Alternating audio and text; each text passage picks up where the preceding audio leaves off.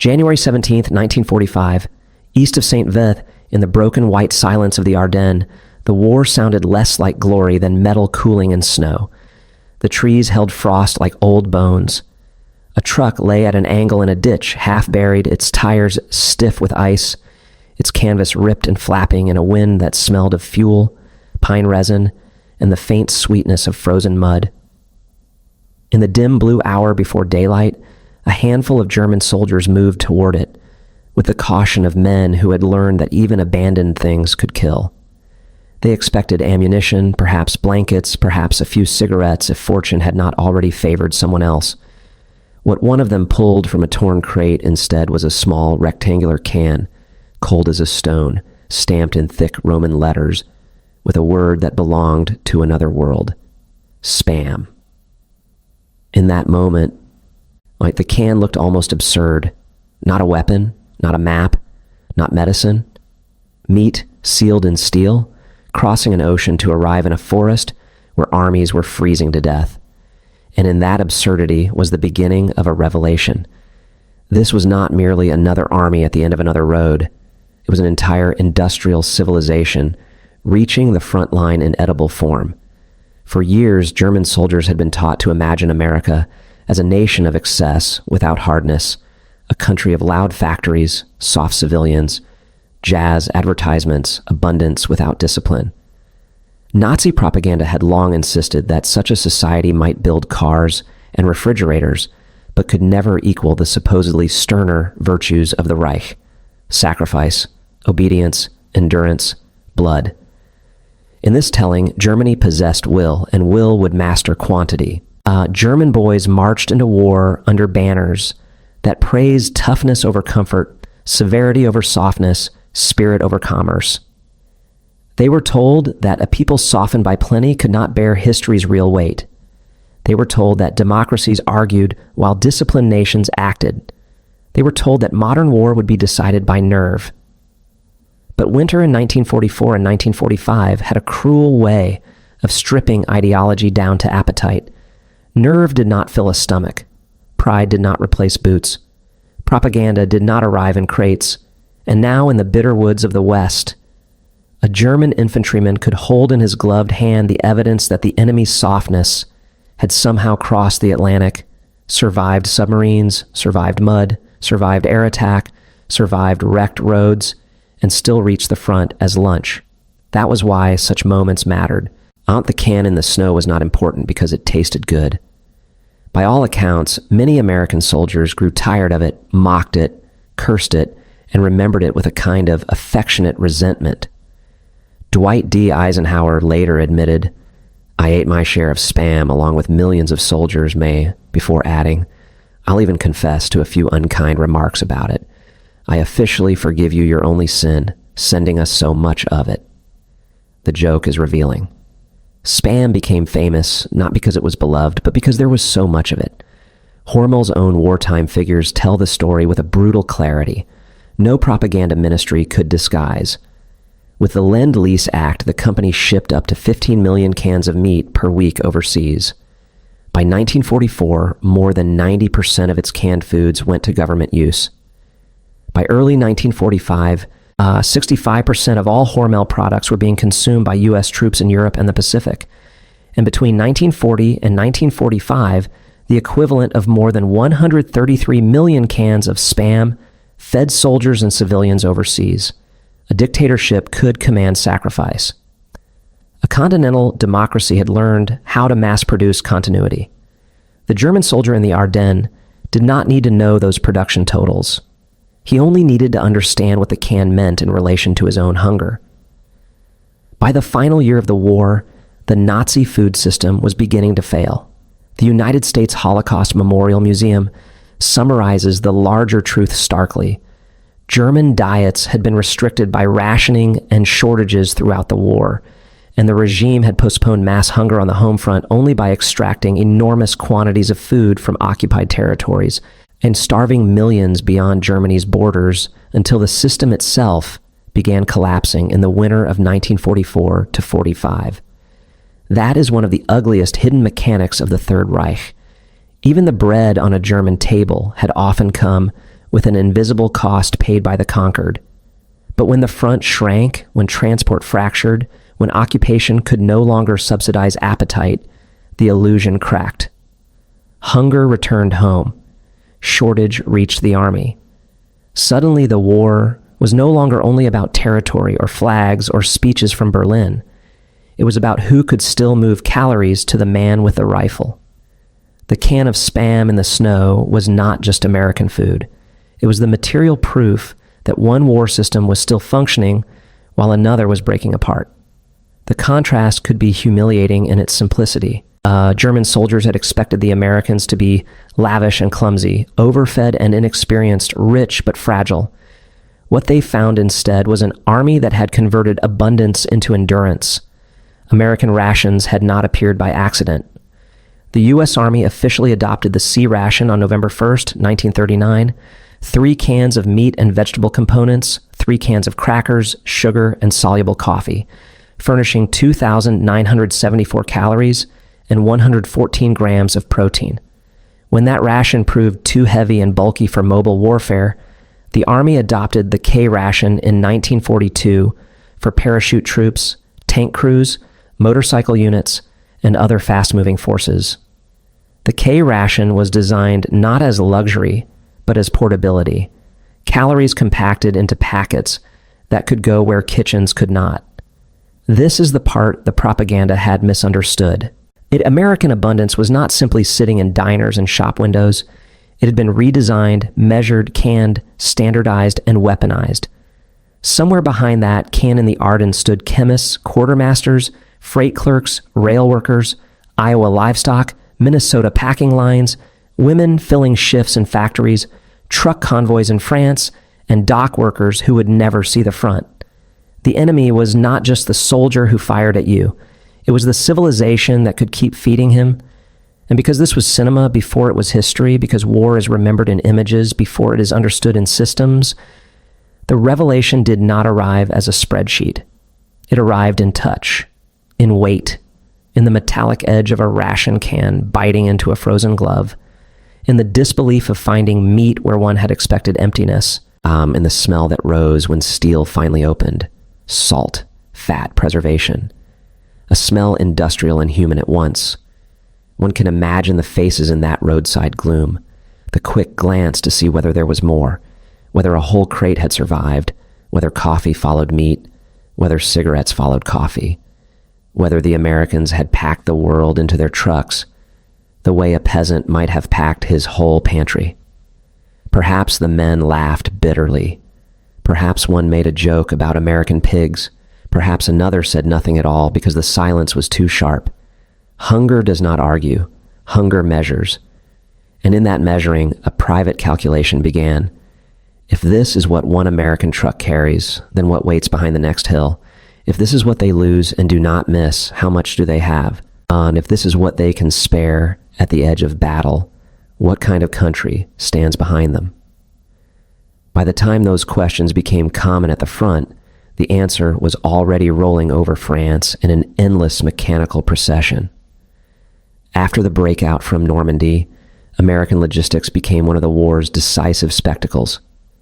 The Red Ball Express, improvised and relentless, operated for 81 days and handled 412,193 tons of supplies. The official Army history notes that, on its peak, day tonnage exceeded 12,000, with 12,342 tons carried by 5,958 vehicles from 132 truck companies. That figure matters because it shifts the story away from romance and back toward reality. Armies do not move on courage alone. They move on tires, fuel, canned meat, coffee, ammunition, spare parts, and a road network bent to serve them. German officers had been raised in a military culture that valued operational brilliance, envelopment, tempo, decisive movement. Yet in the West, they faced an enemy whose brilliance lay not only at division or corps level, but in the mundane miracle of getting supplies where they were needed in impossible volume. To a hungry rifleman, the rectangular can became the smallest visible unit of that miracle. There is a reason the symbol in this story is not a Sherman tank or a B-17 or a Liberty ship, though all would fit. Those machines were too grand, too distant, too obviously military. A tank is expected in war. A bomber is expected. A convoy is expected. But a can of luncheon meat is intimate.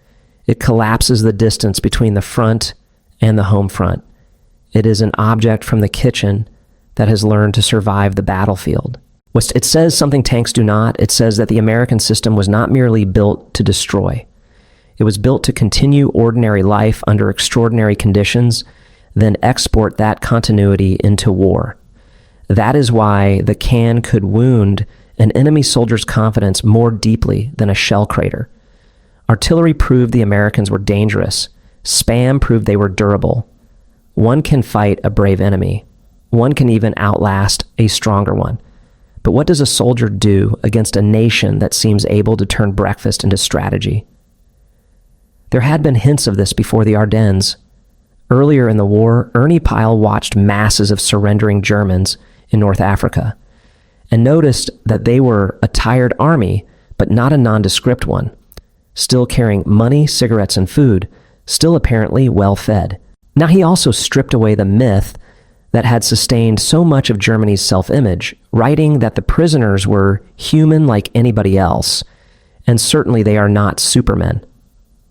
That observation belongs here because it marks a turning point in psychological history. At first, German soldiers had been sustained not only by rations, but by reputation. They had entered the war as the feared professionals of Europe, the men of the Blitzkrieg legend. But legends erode when campaigns lengthen. They erode when weather levels everyone. They erode when the enemy does not collapse. And they erode most quickly when one discovers that the opponent one has been taught to despise as decadent can absorb punishment and still eat. The mythology of hardness begins to fail the moment it must stand beside a full ration tin. And this was the emotional inversion at the heart of the Western Front in late 1944. German soldiers had expected to meet an enemy that was materially rich, but spiritually shallow. Instead, they met one whose very material richness had become spiritual strength. American democracy did not require every soldier to be a fanatic. It required something less dramatic and ultimately more powerful, a society broad enough to produce, transport, replace, and repeat. The German system exalted heroic scarcity, the romance of being hard because one had little. The American system, for all its contradictions, made a different promise. It said that the ordinary comforts of civilian life were not shameful softness. They were worth preserving, scaling, and defending. So the front filled with objects that seemed almost comic in their irregularity: coffee packets, chewing gum, cigarettes, chocolate, canned meat, dry socks, replacement boots. To a man retreating through snow, these were not luxuries. They were philosophical arguments. They suggested a country that did not believe that suffering itself was proof of virtue. They suggested a civilization in which the state existed, at least in wartime imagination, not only to command sacrifice, but to organize provision. If one German soldier in the Ardennes turned the can in his hands long enough, he may have seen more than food. He may have seen geography. Minnesota slaughterhouses, Midwestern grain, tin plate, rail cars, Atlantic convoys, English ports, French depots, truck parks, highway columns, bridges repaired overnight, engines kept running in mud, our clerks with pencils, quartermasters counting by the thousand. It is fashionable to say that Germany lost to American industry, and of course that is true. But industry can sound abstract, almost impersonal. The can restores the human scale. Industry is what allowed some American mother in a rationed town to tighten her own household budget while her son opened meat in Belgium. It is what allowed workers who would never meet him to shorten the distance between home and foxhole. It is what linked factory time to battlefield survival. That link mattered because Germany had built an empire of seizure. America and its allies, for all the coercions and inequalities inside their own systems, built victory in large part on production and transport. One stripped food from conquered peoples, the other sent food outward across oceans. With that difference became clearer still when the war tipped irrevocably, and German soldiers began entering American captivity in vast numbers. According to the National Archives, the The United States established hundreds of prisoner of war camps during the war, and by May 1945 held 371,683 German POWs in America out of a total POW population of 425,871. Numbers like that reveal a second form of abundance, not only enough food to sustain one's own armies abroad, but enough administrative, agricultural, and logistical depth to house and feed a defeated enemy on another continent. Not every camp was gentle, and captivity was captivity, yet the scale itself was staggering. Men who had been told that democracy was chaos found themselves processed, counted, transported, enclosed, and fed by that same democracy with a bureaucratic regularity no less real for being unromantic. For many Germans, defeat in American hands became an education in the infrastructure of the society they had been trained to underestimate. By then, the can had become more than an item in a crate. It was a recurring sign, in a captured truck, in a prisoner's first meal, in a depot, in a field kitchen, in a liberated camp where exhausted survivors no longer differentiated between brands and nations, but only between starvation and the possibility of food. Alan Moskin, recalling the liberation of Gunskirchen, remembered hearing the desperate plea, Essen, Wasser, Zigaretten, food, water, cigarettes, and said the soldiers handed out what they had, Spam or crackers, whatever we had, army issues. That memory widens the meaning of the object. Spam was not noble food. It was not sacred food. It was plain, processed, repetitive, industrial food. And yet, in the landscapes of 1945, industrial food could carry a moral force all its own. It meant continuity, where collapse had ruled. It meant calories, where ideology had produced corpses. In the hands of liberators, even mocked rations became instruments of mercy. That is why the emotional power of this title lies not in the novelty of German soldiers tasting American canned meat, but in the realization hidden inside the taste: salt, fat, preservatives, the softness of processed pork. These were trivial compared with what the food represented. The German soldier did not suddenly admire American cuisine.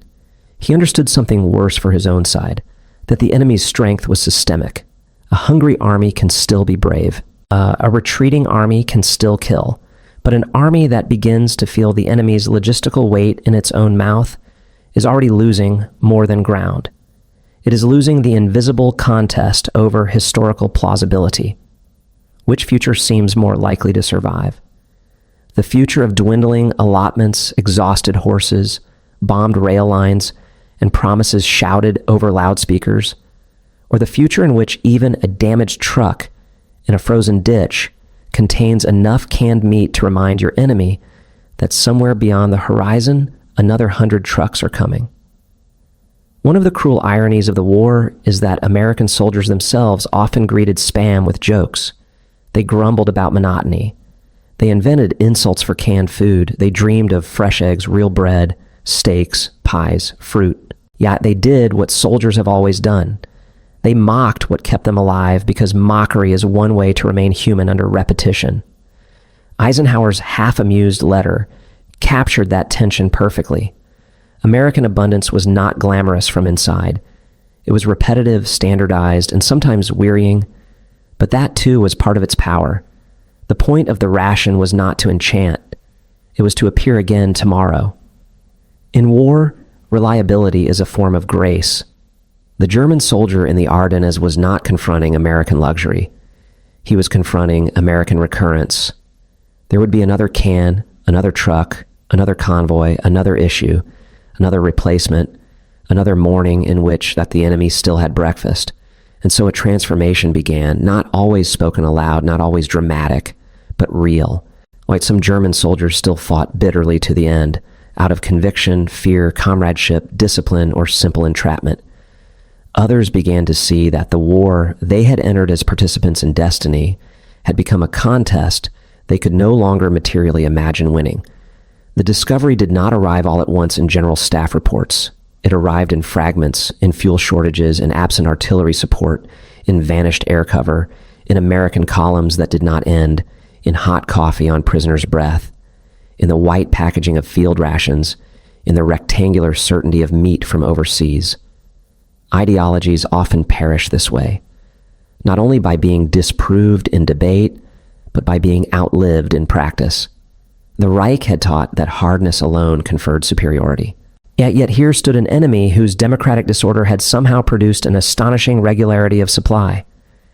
Here stood a society with arguments, elections, labor disputes, commercial brands, advertising slogans, and civilian appetites. And it had still learned how to fight a total war without starving itself into ruin by the winter of 1944. The symbolism deepens if we stay with the can itself. Steel, stamped, anonymous, identical. One can resembles another. No aristocratic table separates officer from farm boy in its shape. The food inside is ordinary, not refined. That ordinariness matters. The can is democratic not because it is beautiful, but because it is standardized. It does not promise grandeur. It promises distribution. It is made for millions. It assumes as always, was humbler and therefore more devastating. Men discovered what sort of world they were living in by what reached them when they were cold and hungry. In that test, the American war effort revealed a strange kind of power. It could take a product mocked by its own soldiers and turn it into proof of national stamina. It could make the mundane overwhelming. It could transform a factory label into a battlefield argument. And that is why the story lingers. Not because Spam was delicious, not because German soldiers suddenly loved America, not because a can of meat ended the war. And it lingers because in that hard little rectangle lay an answer to one of the central questions of the 20th century. What kind of society can endure total war without becoming only hunger and command? The Third Reich answered with plunder, coercion, and the starvation of others until its own structure rotted from within. The United States answered imperfectly and often arrogantly with scale, standardization, shipping, labor, calories, and the stubborn belief that ordinary life could be industrially preserved and militarily delivered. Between those two answers stood millions of men with rifles. Some of them, in the forests and ruined roads of Europe, learned the difference from the sound a ration can make when it struck frozen ground. So the final image is not of a speech or a salute, but of that small steel box lying in snow and bright against all the gray. A thing made in peace for a world at war. A thing mocked by the men who carried it and feared by the men who found it. A thing ordinary enough to feed a private, powerful enough to alter an enemy's understanding of what he faced, distance of systems larger than personal favor. It suggests that a private from Brooklyn, a tanker from Kansas, a black truck driver on the Red Ball route, and an infantryman shivering near Bastogne can all be linked by the same industrial chain. American democracy in 1944 was incomplete, unequal, and scarred by segregation and injustice. But even in its imperfection, it generated a vast social fact that the Axis powers could not ignore: the capacity to put immense quantities of material into ordinary hands. The can in the snow was the small metallic face of that fact. Imagine then the German soldier after the meal. The can is empty. The grease has hardened on the edge. Someone tosses it aside or pockets it for later use, because in a collapsing world, even emptiness can be useful. Yet the object remains in memory because it carried a lesson larger than hunger. He may still believe in comrades. He may still believe in Germany. He may still fear what defeat will bring from the East or dread the shame of surrender. But perhaps something in the old certainties has loosened. The enemy is no longer only a target. The enemy is also a machine of provision, a civilization that can absorb distance and weather and loss and still arrive with preserved meat. The war ceases to look like a duel of wills and begins to look like a judgment between systems. That is a colder realization. It offers less room for heroism, and that is why it bites so deep. Long after the guns fell silent, stories of the war would often dwell on the spectacular instruments of victory: the bombers, the tanks, the landings, the fire, the banners on ruined capitals. But the inner history of defeat is often written in more humble things: a crust of bread, a spoonful of soup, a cigarette shared at the wrong moment, a can opened in snow. The great slogans of the age promised thousand-year destinies. The truth, in that sense, the can became more than food. It became a witness. It testified that Freedom, for all its noise and waste and contradiction, could produce abundance without worshiping suffering. It testified that democracy, at its strongest, is not only the right to speak, but the capacity to sustain life at scale. And in the winter silence of 1945, when so many grand ideas were dying in smoke and ice, a dented can of American meat told a simpler truth. An army that can carry its own country with it, its farms, its factories, its roads, its labor, its repetition. But its promise of one more meal tomorrow is never a normal army. It is a nation in motion,